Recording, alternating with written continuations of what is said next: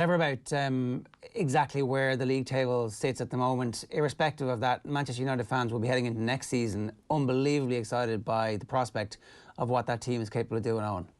Oh, unbelievable, yeah. And like Mason Greenwood, well flagged throughout the season from early doors of the season that this kid had huge potential. I think a lot of people are surprised by how well he has sustained this form throughout the resumption of football. And like there was stories on the resumption of football that he'd put on 3 kilograms of muscle, all located in his quads, biceps and triceps. And with less high intensity training during the lockdown, he managed to focus on bulking up. But he was bulking up a pretty powerful engine already. It seemed that he was known as a kid for his powerful shooting ability off both feet.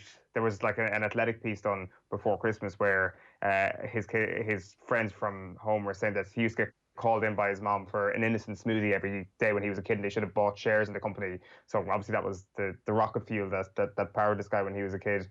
And like this, it's interesting how this kind of represents what Manchester United have chosen to do over the last little while. Apparently he tackled Alexis Sanchez in training, did not go down well with Sanchez at the time, was pretty pissed off with this cheeky kid going in hefty on him in training. And we all know where Sanchez is now. We all know where that career path is going to lead him. They would probably pay him for the rest of his contract to not play for Manchester United because they have a genuine superstar in their ranks. The only question now really is, like, I mean, we see another story yesterday that nobody else is knocking on the door for Jadon Sancho at Dortmund except for Manchester United. 120 million quid is what it's going to cost. You probably don't shell out 120 million quid at this point, given how good Greenwood looks. And it's interesting how the comparisons have changed over the last couple of months. When he scored that goal against Chelsea, was it, at the start of the calendar year, he was compared to Solskjaer. Then it was Van Persie. Then we realised he also has a right foot. And now it's the comparisons with Wayne Rooney. So the hyperbole exists and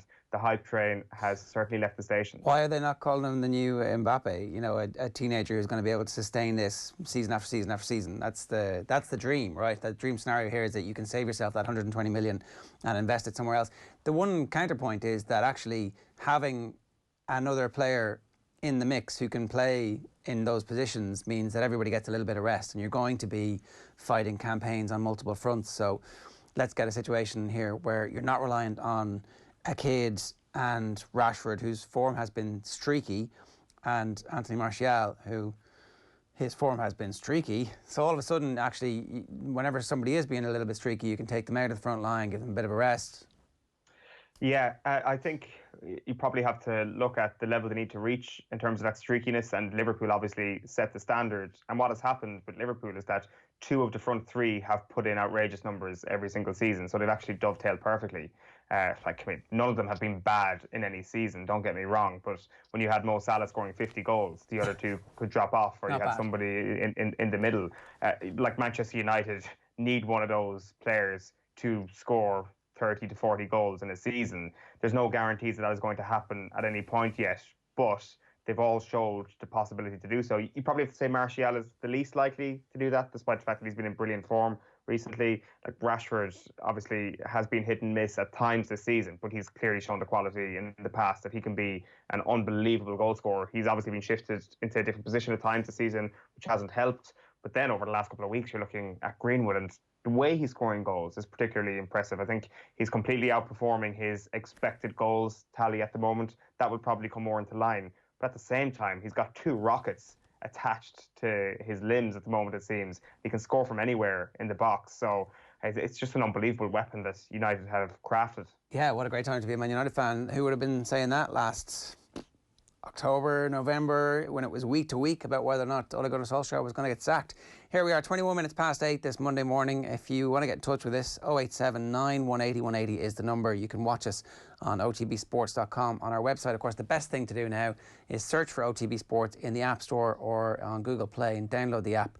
And that way you can have our content in your ears all afternoon. Just hit the radio button and we're live essentially for 24 hours. We are at the point now where we're going to talk about the sports pages this morning. OTB AM. Forgot where I was for a second there. OTB brief. Saints beat City. Power surge fades. Crazy F1 restart. Every morning we provide an outline of exactly what's going on in the world of sport. You can subscribe to that podcast on our app. It's called the OTB Brief, and it sets you up for the day, tells you what fixtures are on, what results you're going to miss from the night before. Clubs are going to take Mings before Grealish. This is Damien Delaney. That's not necessarily about not liking Grealish, but he's big fan of Tyrone Mings and just reckons that they'll be haggling about the price for Grealish, whereas somebody, potentially Spurs, are going to come in and take Tyrone Mings because he has what it takes to play in the Premier League. Greenwood's finishing makes him the real deal. That's Brian Kerr, as we've just heard. And yet to be convinced, Graham Souness, not a fan just yet of Jack Grealish. He was making the point that Grealish keeps getting fouled because he's on the ball too much, that actually, if there was anybody around him, well, I don't know if it was anybody around him that could actually pass the ball to, or if he's not seeing things enough. And then I just want to draw your attention to this. Forever young, Shane Dowling leaves us wanting just a little bit more. He joins the 27 club. Arthur James O'Dea has written that piece about the end of the Shane Dowling era as he retires at the age of 27. Great piece, published yesterday morning on the OTB Sports app. The Irish Examiner this morning leads with an interesting one here by John Fogarty. Criminal case being built around online Clare GEA abuse. So this is a criminal case relating to alleged online abuse of Clare GEA Secretary Pat Fitzgerald and other county officials is at an advanced stage. So the Gardaí are involved. They've confirmed to the paper that the investigation into a request made by the Clare County Board is ongoing and a file is currently being prepared for the DPP. So this is something that you've got Pat Fitzgerald quotes here talking about faceless individuals, anonymous trolls online, criticising him in quite vitriolic and poisonous ways over the past few years. His son Davy has obviously said that there should be legislation put in place for cyberbullying, and this is something that Clare GEA officials and managers have had to deal with for quite some time. So that investigation is at an advanced stage. I've got a photograph there of John Egan celebrating his first Premier League goal yesterday as well. What a strike it was. Wilder once more after Egan nets goals in all 4 divisions, which is the latest statistic that he's managed to rack up. And Mourinho warns Arsenal to stick to own affairs. So this is after Arsenal posted a tweet mocking Tottenham Hotspur's defeat at Sheffield United last Thursday. And Jose Mourinho has had a pop at the kid who looks after their Twitter account, basically. Although he does say it probably wasn't Mikel Arteta who posted the tweet. So, but you don't know. You don't know. Leaving a little bit of room for doubt. Arteta's sitting there with the Twitter account live, the TikTok account live, the Instagram account live, and he's just like. I'm pretty constantly. sure. Pretty sure Mikel Arteta actually live tweets the goals during games as well from the sideline. The only other story then from the Irish Examiner is where would Ballydoyle be without their modest genius? So it was a pretty interesting weekend at Epsom, really. Aidan O'Brien with another classic success. Donegal O'Brien with his first classic success yesterday. So that's what Tommy Lyons is writing about, and that is the Irish Examiner. Yeah, not a bad weekend for the O'Briens. The Irish Independent back page there. Egan's edge. What an incredible story John Egan's career is. I don't know if everybody fully understands just the horrific injury that he suffered. I remember doing the VO for a documentary, and they were following him for the year, and he was out on loan and did this horrific injury and basically was kind of sat alone playing PlayStation for 6 or 9 months before he makes a comeback and re-establishes his potential, because sometimes with those injuries you never get back to the level that you thought you were going to be at in the first place, and here he is bestriding the Premier League like a colossus. CVC Capital Six Nations investment could net IRFU 75 million windfall. Do you think this is good timing or bad timing for the announcement of this deal, Eoin? Oof, that's a tricky question. I would have to say good timing. For who? I would have to say it's excellent. Okay, so sorry, I actually can't see Ger's face here, just to make that clear to everybody. So that was obviously a sarcastic, rhetorical question, was it? Is this? Are you suggesting that this is excellent timing for the players? And well, I'm sure the IRFU were going, could you not just have waited a week, lads? Let us get the deal done. Just shut up. Everybody shut up about it. This is like the scene in Goodfellas where the wife arrives in the mink and Jimmy Burke, is that his name? Goes over and rips the mink off her and goes, what are you doing? Well, that guy ends up dead in a trailer. That's what I know. That's what I know about that guy. He ends up dead in a trailer in Goodfellas. It's the councillor in Ozark who drives the Lamborghini. Yeah. Yes. That's the one. The guy in Better Call Saul with the Hummer. It's a well-worn path. This is in kind of any mobster movies or television shows. So you are suggesting that this is excellent news from a player standpoint? If only the French could keep their mouths shut for a week so we can get this deal done with the players, cut them by 20% and then reveal we've got 75 million quid in the bank, yes! But no, that hasn't happened. 75 million quid's a lot of money, and it's gone up in the time of the coronavirus. Fair play to the Six Nations for getting an even better deal from CVC here. It's gone from a reported 333 million to 450 over 5 years. And, you divide that and whatever. Does everybody get exactly the same? Maybe they do. 75 million quid each over 5 years, an extra 15 million. Are the players going to take a 20% pay cut? And they're like, look at the money. I can see the money. It's like right there. They're backing the big Brinks truck up and they're showing it into your account, and then you're going to put it into our account. And that's how that works. It's not great timing if you're the IRFU of this story coming out today, is it? If you're the players... No, but at the same time, I mean, the money has yet to reach resting point in their accounts. Like, this is all prospective cash. The IRFU don't have this money, so it's not like it totally weakens their negotiating position. As Trapattoni would say, the cat is no in the sack. No, it certainly isn't. Is Laporte somebody who wields enough power for his words to matter this much? Yes. Possibly. Yes. Possibly. Yes. So when you see these sort of stories, you tend to believe that the wheels will get in motion when someone like Laporte backs it. Right. Times Ireland? London Times is, I was silenced on racism. Hamilton's regret at not speaking out sooner. Britain accused over Austrian Grand Prix crash. So Lewis Hamilton wearing a Black Lives Matter T-shirt while taking a knee yesterday. A few of his co-drivers decided not to take a knee, and he says, I was silenced on racism, when looking to make some sort of big support for Colin Kaepernick during his protest, and he was basically told to shut up and drive. Lampard keen to sign Rice, meanwhile. So Declan Rice could be on his way to Chelsea. And it's interesting, the first sentence on this piece, Chelsea has set their sights on Declan Rice and believe he has the potential to be the next John Terry. So very much the centre-back avenue is what's been explored with Declan Rice over the last little while. And also, rugby to trial fewer subs, writes Martin Ziegler. So Sir Bill Beaumont and Eddie Jones, two of the high-profile backers here, to reduce the substitutes to replacements in rugby from 8 to 5 or 6, because this apparently would make the game more open in the second half, because players would be more fatigued. Surely if players are more fatigued, should you not be looking at it that 8 subs is probably required, but it's something that might be trialled when rugby is back, fewer subs. It'll be interesting to see. I mean, it would seem to make a bit more sense, but also maybe make it easier and cheaper for clubs to have smaller squads. The Irish Times for you this morning there. Donncha O'Brien takes first classic as Fancy Blue wins French Oaks. There is a picture of Valtteri Bottas, who wins the instant-packed first race of the new season. I even watched about 10 minutes of the Formula One, Eoin, over the weekend. You did? I did. Wow. IRFU in line for 75 million windfall from CVC, so the story is out. Everybody has it. It's a lot of money. It's a lot of money resting in their account. DeChambeau's transformation raises questions, but who will ask? This is an interesting column today from Malachy Clerkin.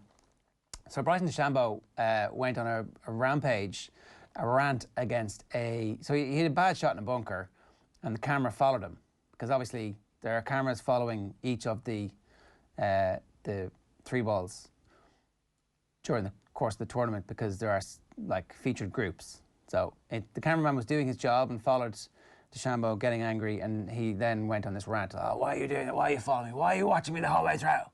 That was on Saturday. And then on Sunday, obviously, wins the tournament. But people are wondering about his size.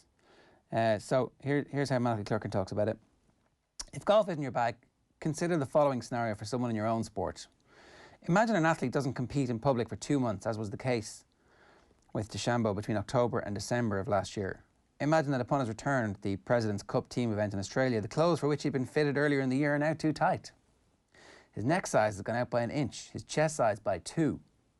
Imagine this athlete putting on 1.5 stone of muscle mass in 2 months and not stopping there. Now, a lot of us will have, experienced lockdown and put on similar amounts of weight, but not in pure muscle, not the way Bryson has done it. This wasn't banana bread. Spin the tape along and imagine the pandemic hitting the following spring and giving everyone, said athlete concluded, 3 more months to go away and prepare however they please for the resumption of their sport. Imagine that athlete then coming back with another 1.5 stone of muscle on him, making it somewhere in the ballpark of 3 stone added in 9 months. I mean, and he's hitting the ball far. Looks good, our Bryson. He looks good. It's unbelievable. Yeah, like it's quite a statistical feat. It is. Like I know he's big into his numbers, Bryson DeChambeau, big into his science, and he's obviously managed to get his life off to a fine art. And I look forward to reading the self-help book that is due to hit our shelves this Christmas. I'm sure he has to cash in on this because the diet's amazing. Some feat. 10 drives of over 350 yards for the entire week. Nobody else in the field had more than 5. And it's this point where the libel laws insist it's made clear there is no suggestion that DeChambeau has done anything untoward in gaining all this bulk. So he's been posting footage of his daily gym sessions, etc. But that doesn't mean the question shouldn't be asked. So there you go. Malachy Clerkin asking the question. And I'm sure golf will begin to ask the question because golf is into asking these hard questions of the people who... no, wait, I'm only joking. Golf doesn't care. Irish Daily Star this morning is a triple frown.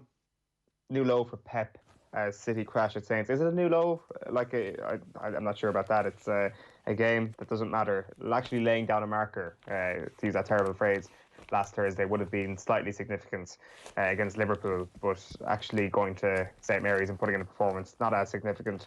Briotti wants punishments. Meanwhile, this is CPA chief Micheál Briotti, who says he wants the training ban and calling training ban cheating rather, and equating it to doping. It's no different than doping, he said in that interview on Midwest yesterday. Klopp's chasing history. Meanwhile, Jurgen Klopp insisted there will be no let-up from his newly crowned champions in their bid to seal a record-breaking season.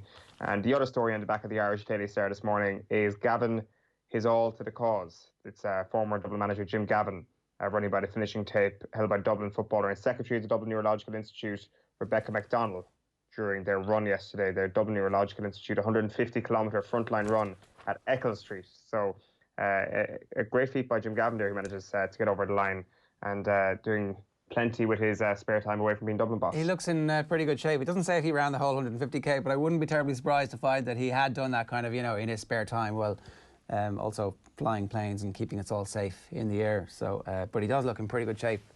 For somebody there. We'll talk about Micheál Briotti in just a moment. That's the Star. I've got the Mirror for you here, and that is it. Record players. Reds vow no let up and bid to rewrite the record books after scrapping to a gritty victory over Villa. Hamilton hits the buffers. Ole Mason can be a Euros Lion Cub, and West Ham a sickener for Moyes. Yeah, it does look like David Moyes is actually doing a reasonable job at West Ham. They're playing good football and scoring goals, and I think they're going to be safe. So it'll be interesting to see if he is, given a little bit of time, if he's actually capable of getting back to the level that he was at when he was the Everton manager.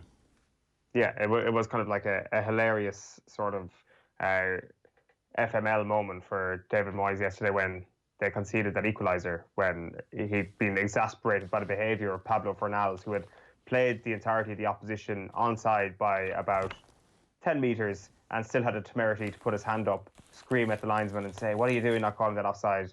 despite being guilty of sin. So he's got a little bit of that to deal with, David Moyes, but he's not doing a bad job. Back page of the Irish Sun is Klopp saying, forget records. Jurgen urges players not to overthink things. Lewis Hamilton says, I'll fight on for Black Lives Matter. Che in the big leagues. That's Che Adams and his winner for Southampton yesterday. The Irish Sun is also doing the best Limerick 15 of the last 20 years in hurling. And Alan Shearer says Jose has to get it right, and quickly. The Mail this morning, history makers. Klopp keeps his cool as records ready to tumble. Gosling still upbeat as Star Enable suffers just third career loss, and Kelly warns counties against bending rules. That's Sean Kelly, the former GAA president, is warning counties against bending the training rules. The Guardian this morning leads with Lewis Hamilton as well. Back then, I was silenced. Hamilton reveals regret after being warned off past protests. Broad at risk of missing out. Pace of Wood and Archer is the latest on English cricket team, as ever, on the back of The Guardian. And then a couple of other pieces as well. Back on track, Mane strikes first as Reds finally see off wasteful Villa. And Paul Parker says, I was always looking over my shoulder for skinheads. And the Telegraph, Hamilton to keep taking the knee. F1 champion, one of 14 drivers to make gesture before race. So not everybody, not an entirely united paddock in Formula One, but it's a good start from Lewis Hamilton trying to get people to pay attention to the world that they live in. The Racing Post leads with the family tradition. Donegal, the latest O'Brien, to train the winner of a classic. And you've also got making sense of a derby like no other. Our experts, says the Racing Post, on a classic that left some baffled, bewildered and bemused. A very unusual start and finish to the race there at Epsom on Saturday. And the back of the Racing Post is Harry's game, ace marksman Kane, the man to get Spurs firing again. It's Spurs against Everton at 8 o'clock tonight. The hurdles this morning. The Coleman's Euro goal. Everton skipper targets Champions League spot, so Everton are beginning to dream that Carlo Ancelotti is actually more than the Italian Big Sam, and he's got them playing good football. And certainly got Seamus Coleman playing great football at the moment. So we need break from club versus county row. Go with the flow, urges Dublin under-20s boss Gray, and brilliant finish for Egan. Said he hadn't kicked a ball that cleanly since his Gaelic football days. I mean, we don't get enough love for Gaelic football in the association football ranks. We just save all our comparisons for rugby. It's about high time that John Egan managed to bring Gaelic football into. It's the other way around as well. It's like Pat Spillane going, geez, you wouldn't see that in the World Cup now whenever player X scores a penalty. This is essentially in the 90s. Most of the 90s was people going, geez, you wouldn't see that now in the Premiership. In the First Division. The Irish news this morning is Red Hand Rafferty setting his sights on league title. This is Tyrone prospect Liam Rafferty who set his sights on the league title because, of course, Tyrone still well in contention if action is to return in October as planned. And then the other story there is Klopp says focus is not on records as Reds return to winning ways. So, I'm going to tell you what's on the OTB Sports app for you this morning. You've got to search OTB Sport in the App Store and you can download it free, gratis and for nothing. Forever Young, Shane Dowling leaves us wanting just a little bit more is the lead story on the app this morning. You can scroll down in your own feed, you personalise it for whatever stories and whatever sports you're most interested in. You can click on the radio and watch us on video, or you can subscribe to any of our podcasts. And when the events come back, which they will, because, you know, people are, well, let's wait and see exactly what happens with events and crowds after you all went a bit crazy at the weekend, apparently, and there's been a stern talking to from various people. So a few stories that we want to talk to. The Micheál Brodie piece, I think, is particularly interesting. He was on, was it Midwest Radio? Yes. Talking yesterday, the comparison, teams training, he compares it to doping, and it says it's cheating. And to be honest, we said this a little bit on the show last week. It is essentially cheating. You are saying that the rules don't apply to you. Were you away for most of the Conor McKenna stuff when this is typical Victorians? They think the rules don't apply to them the way they do to everybody else in Australian rules. Like inter-county managers, this is typical inter-county managers, they think the rules don't apply to them. And it is kind of cheating. We should call it out for what it is, right? He's right. I guess so. Like the only kind of comparison with doping that I would have had in my head was kind of back to the earlier point of actually tracking down the cheaters, tracking down those who've actually trained before September 14th, because we are, as I said, dependent on those people calling out their own fellow county folk for actually breaking the rules, which isn't exactly a great system for doing so.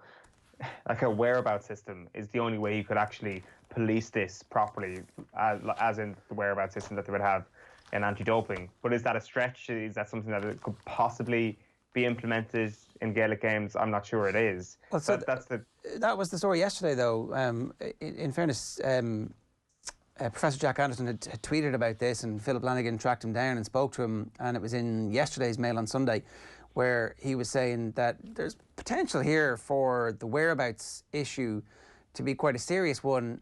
Sport Ireland obviously need to know exactly when you're training and where you're training so that they can rock up unannounced and do some out-of-competition testing. Otherwise, the players won't receive the grants that are part of the government scheme to pay sports people to do sport in Ireland. And that whereabouts has to be declared somewhere. So the whereabouts system would actually be the easy way for us to get around this and say, yeah, we are. Because otherwise the players won't get their grants if they're caught not fulfilling the criteria. So suddenly maybe it's in the GPA's interests to have their players report, yeah, we're training or we're not training. Yeah, like if that's something that's been done in the past, obviously, then they can keep doing it. I didn't realise that was actually the case, to be quite honest. So that does change things a bit. It doesn't they'll then come down to people having to kind of snitch on their own county people. Like, it would be great if this was taken out of the hands of county boards and county managers and players. Like, they're never, especially the players and managers, never going to report an early training session. County boards as well, given the punishment that will be put on them, also highly unlikely. Like, if a high-profile team crashes out early of Northern Ireland Championship this year, there would probably be a little bit of public pointing of fingers at the county board, saying you could have done more, they were disgraced. There was always that sort of thing. It's not just the county manager who gets berated. You should have had them training secretly, essentially. Is that what you're saying? Kind of. Like, we need, I would say that trusting the county boards to actually snitch on their own county teams for training earlier and trusting everybody to do the right thing is not going to be a sufficient way of enforcing these rules. Like, granted, we have a punishment now, which is the first step in enforcing rules done. The second step is actually finding out how you are going to identify the rules being broken. And I'm just not convinced that that's possible. But if there is a conversation to be had that the whereabouts system can be used for constant, week-to-week checking of where players are, like, I mean, can that be skewed as well, is the only question. And perhaps it can be. We obviously were digging into this story last week. Derry had stated their position very clearly. Offaly, Michael Duignan, talking on OTB, had stated their position. So we got Arthur O'Dea and Conor Breslin contacting every football and hurling county board to ask if their inter-county teams were training before the September 14th deadline. They all said no, obviously. They all said, no, we're not. So it's on the record now that they're not doing it and that they haven't been doing it. So we shall wait and see what evidence emerges either to the contrary or to back them up. And just to go into that, make 2020 catalyst for real change for clubs, urges Briode. He's got some great lines in this. The Director General and the President, their time is now. They need to implement change or they need to be held accountable to the association. Accountability is not something that Irish life is very closely associated with, so it'll be interesting to see what happens with that. He also says, that's where we really see it. It's all there. There's no need for another report. That's akin to Father Ted asking, what's to be said for another mass? He brought up a report from the McNamee report of 1971. That's a long time ago, Eoin. 1971 is a long time ago. And the Strategic Review Committee report of 2002. And both of those reports identify there is a problem with fixtures in the GAA. That's how old this story is. It's a story as old as time itself. I need to dig out that McNamee report, actually, and do kind of a retrospective look at it. Like, I mean, what year do we think we will actually have the report that fixes the fixtures? What needs to be said? What needs to be put into black and white for us to actually wake up and actually make the kind of required changes? Never let a global pandemic go to waste, I think, is the key lesson for all of us to learn. Right, it is coming up to 8:45. Is there anything else in the papers you want to talk about? Not particularly that we've mentioned. The only other thing that we've kind of done, Bryson DeChambeau, we've done Jose, we've done the whole Briode, CVC and Lewis Hamilton. But just another quick mention for the beef that is Jose versus Arsenal social media person. That is the thing that we need to keep an eye on over the next little while. That is the story to be developed, I would have thought. It turns out he actually hates Arsenal. I always assumed it was just Wenger, but it's the whole club, whatever it is that they've done in the past to annoy Jose. There's residuals. Unless it was he hated Wenger so much that anything Wenger is associated with, he now kind of still has to rein on. He did make peace with Wenger on TV that one time, but it did feel like it was one of those, I broke your spirit so often, I now have pity on you relationships, as opposed to a genuine meeting of intellectual minds. True. Like, he did have a pop at the Arsenal there for actually basking in somebody else's misfortune, and he says you mustn't be very successful yourself if you're basking in somebody else's misfortune, but also while kind of having a dig at Arsenal as well. Like, I am sure Jose Mourinho would bask in other people's misfortune as much as anybody else. And kind of arguing about European places is something he criticised Arsenal about, or kind of be glorifying the qualification for Europe. If Jose Mourinho manages to qualify for the Champions League this year, which he obviously won't be able to do, or looks like he won't be able to do, then that would be something that he would celebrate. He would do the running up and down the touchline. He would do a Klinsmann slide perhaps in his suit and shirt.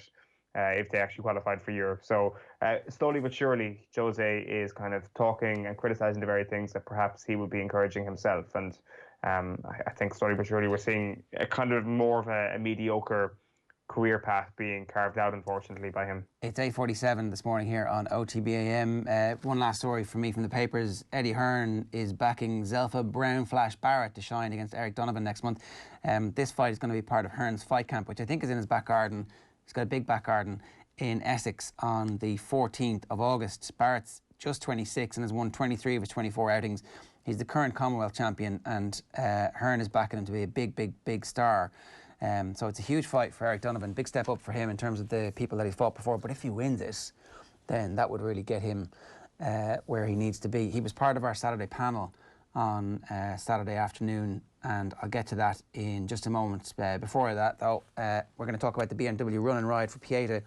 A group of us in Team OTB are taking on alongside BMW and Triathlon Ireland on Friday, the 17th of July, which is fairly imminent now. It's Friday week. We're going to be completing a duathlon, which is run, cycle and run again, supporting Pieta House, and is proudly supported by BMW Ireland. We're about to kick off week 5 of our 6-week training programme, and it all ends with live coverage of the duathlon right here on OTBM on Friday the 17th of July. You didn't do it so you could stay in studio and present the show. Is that what happened, Eoin? Is that's how this all happened? Took one for the team. Why did you slither away from this? Why could you not do it? Oh, I don't know. I can't be bothered, to be totally honest with you. But thank you for representing the team. I mean, you know, it would have given your life a much needed focus over the last while. A bit more meaning is what you're saying? Are you saying I lack meaning, direction? Trying to help you out, you know? Like, we all need a little jump start sometimes, a bit of coaching along the way. You could have... It's not too late, really. I feel like I should be lying down in a therapist's chair while having this question. No, that's different. That's like, that's prescriptive. This is coaching. There's a difference. This is helpful. What are your qualifications? You could do it. You could still do it. You could definitely... I mean, it's actually going to be grand. You're a runner anyway, right? Are you? I've given away my bike, and I was a runner there until I went on holidays, and I stopped running for a couple of weeks. So, this is going to be a great opportunity for you, for the whole team, to go out there and enjoy yourself while I keep the show on the road from studio. We've been checking in with various coaches and experts over the last few weeks from Triathlon Ireland to help us along the way. But up next, we're going to be joined by Karen Kavanagh and her son Sheahan from the Athy Triathlon Club, who are both taking part in the BMW Run and Ride for Pieta, and we're going to hear how they're getting on as well. Before that, though, I do want to bring you our Saturday panel clip from Eoin O'Gorman, Eric Donovan, who I was just talking about there, and rugby player Ian Nagle all joined you, Eoin, to talk about taking breaks in the middle of their sporting careers. Here's Eoin O'Gorman about the balancing act of trying to play football and live a normal life.